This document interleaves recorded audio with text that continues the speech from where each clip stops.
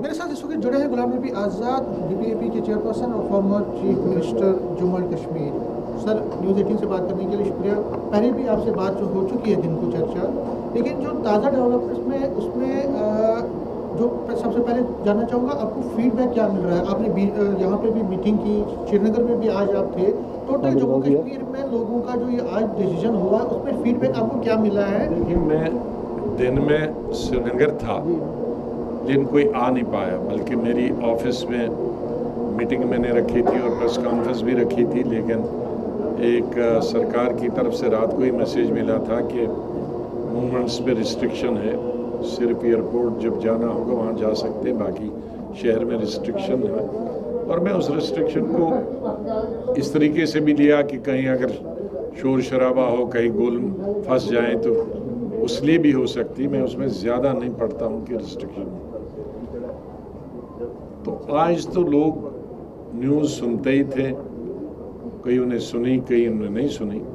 तो हमेशा रिएक्शन के लिए 2-3 घंटे लगते हैं, 2-3 दिन लगते हैं। मैंने वहीं से टेलीफोन किया था श्रीनगर से अपने सभी ओहदेदारों को कि स्टेट के ओहदेदार जो जम्मू में मौजूद हैं और प्रोविंशियल ओहदेदार और डिस्ट्रिक्ट जो प्रेसिडेंट्स हैं वो जम्मू पहुँचे और मैं उनसे मीटिंग करना चाहूँगा।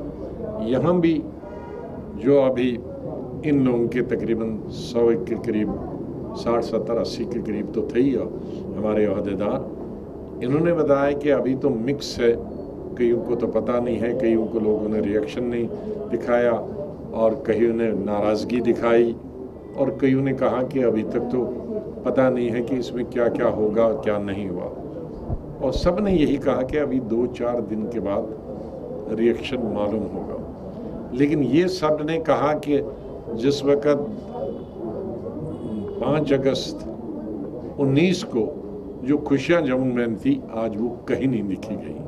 तो एक तरीके से उस हिसाब से वो खुशी नहीं थी, वो मायूसी थी। तो यहाँ का मुझे लगता है कि जो रिएक्शन है वो आज मालूम नहीं पड़ेगा, अगले 4-5 दिनों में उसके बारे में जानकारी। अगर कश्मीर की बात करें तो उमर अब्दुल्ला शाम को फिर बोलते हैं, उन्होंने मीडिया से बात की, उन्होंने कहा कि मुझे दिन भर नज़र बंद कर दिया गया और सुबह आपके बारे में भी उन्होंने बात की। शाम को ये बोलते हैं कि मुझे नज़र बंद कर दिया गया। जम्मू कश्मीर का आम नागरिक जो है वो खुश नहीं है और हम इस बैटल को आगे ले जाएंगे। आपको लगता है, आप सीनियर लीडर है, बैटल खत्म नहीं, आपको लगता है? देखो, मोमेंट्स उन्होंने सब एक्स चीफ मिनिस्टर की रोकी थी और एक्स चीफ मिनिस्टर ने, मैंने जो सुबह मीटिंग बुलाई थी ओहदेदारों की श्रीनगर में ऑफिस में, जो मैं नहीं जा पाया, और उसके बाद आधे से ऑफिस मेरे तो घर चले गए और आधे मेरे घर आए। उन्होंने सब ने कहा कि हमें रात से ही रोका गया था कि कल तुम कहीं नहीं जाना। तो ये खाली उनको रोका गया, हमारी तो पूरी पार्टी को मना किया था कहीं बाहर से और कोई स्टेटमेंट या कोई जुलूस नहीं निकालने के लिए। हमारी तो पूरी पार्टी को चुकन्ना कर दिया, उन्हें तो अकेले को कहा था।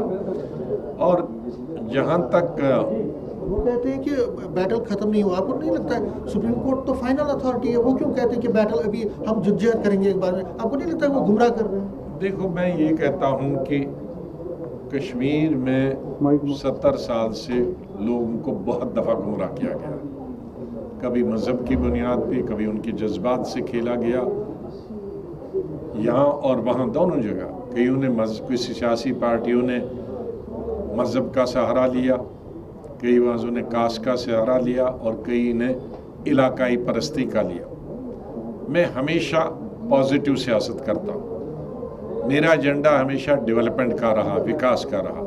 कुछ लीडरों का हमेशा एजेंडा रहा है रिलीजन का इत्तेसाल करना और एक्सप्लॉइट करना, उसका मिसयूज़ करना। मैं एक आदमी की बात नहीं कर रहा हूँ, बहुत सारे सियासी पार्टियाँ यहाँ भी हैं, जम्मू में भी और कश्मीर में भी, जो इलाके को एक्सप्लॉइट करते हैं और मज़हब का भी एक्सप्लॉइट करते हैं और लोगों की कमज़ोरी का करते हैं। और जो ऐसे लोग होते हैं वो कभी कोई विकास नहीं कर सकते हैं, कभी कोई डेवलपमेंट नहीं कर सकते, कभी कोई एम्प्लॉयमेंट नहीं दे सकते हैं, कभी वो सड़कें नहीं बना सकते हैं, कभी वो अस्पताल नहीं बना सकते। मेरा एजेंडा हमेशा यही रहा, चीफ मिनिस्टर हूँ ना हूँ, मंत्री हूँ या ना हूँ। क्लोज है ये क्या क्लोज है?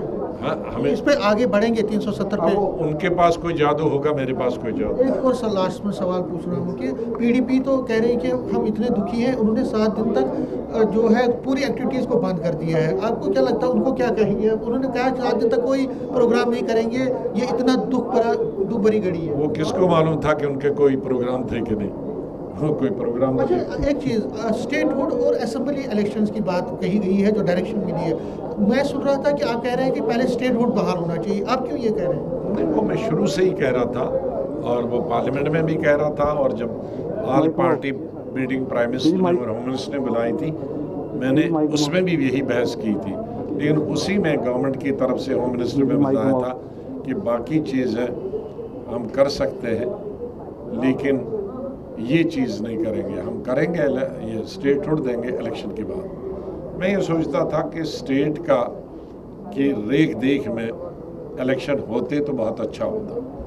कांग्रेस का आज अजीब सा स्टेटमेंट आया। उन्होंने कहा कि हम तो चाहते हैं कि इलेक्शंस हो, स्टेटहुड हो, 370 के बारे में कोई बात नहीं, पहले से भी नहीं कर रहे हैं। आपको नहीं लगता वो कंफ्यूजन में है? और देखो, 370 के बाद कांग्रेस में जब मैं था, मैं ही करता था, कोई दूसरा नहीं करता था।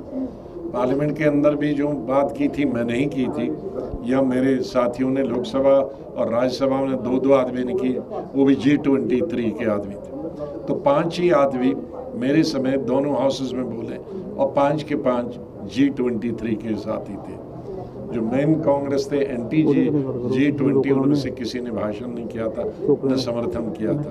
तो आज कैसे करेंगे? आज हम बाहर, और जो दूसरी पार्टी से स्टेट में दिलाए थे वो भी मैंने ही दिलवाए थे। लास्ट में रीऑर्गेनाइजेशन अमेंडमेंट बिल और जो दूसरा है वो राज्यसभा में आज हो सकता है, जब हम बात कर रहे हैं तो पास हुआ। कितना बड़ा ये आपको लगता है एक बड़ा कदम है जो रीऑर्गेनाइजेशन अमेंडमेंट बिल और रिजर्वेशन अमेंडमेंट बिल, जिसमें एसटीज को रिजर्वेशन है, कश्मीरी पंडितों को? देखो, जब तक मुझे मालूम नहीं पड़ेगा, क्योंकि ये मालूम नहीं है कि जो रिजर्वेशन है कितनी है और किसको है, वो पॉलिटिकल रिजर्वेशन है कि सर्विसेज में रिजर्वेशन है। अभी तक जो लोकसभा में 2 रिजर्वेशन आई हैं वो कश्मीरी पंडितों जी, उसी का राज्यसभा में वो कश्मीरी पंडितों का, और हमारे डिस्प्लेस्ड नहीं, वो डिस्प्लेस्ड और जो बात की पीओ के आए, वो बहुत अच्छा कदम है, लेकिन कम सीटें दी है। जो पीओ के वाले हैं उनकी भी सीटें ज़्यादा बढ़नी चाहिए थी, क्योंकि दोनों हैं, उसमें सिख भी हैं, उसमें हिंदू भाई भी हैं, वो एक सीट किस किस में बांटेंगे। इसी तरह से जो कश्मीर से भागे हैं उसमें अधिकतर कश्मीरी पंडित हैं, लेकिन बहुत सारे मुस्लिम्स भी हैं। अगर 4-5 सीटें होती तो वो सब में बांटी जाती। 1 या 2 सीट से कोई ज़्यादा फ़ायदा नहीं मिलेगा। लास्ट में क्या आप असेंबली के लिए तैयारी कर रहे हैं या लोकसभा भी चुनाव लड़ने जो वाले? भी आएगा असेंबली में तो पार्लियामेंट में। पार्लियामेंट लड़ेंगे आप? हाँ, मैं नहीं लड़ूंगा, मेरी नहीं, मतलब आपकी पार्टी लड़ेगी, बिल्कुल 5 सीटें लड़ेगी।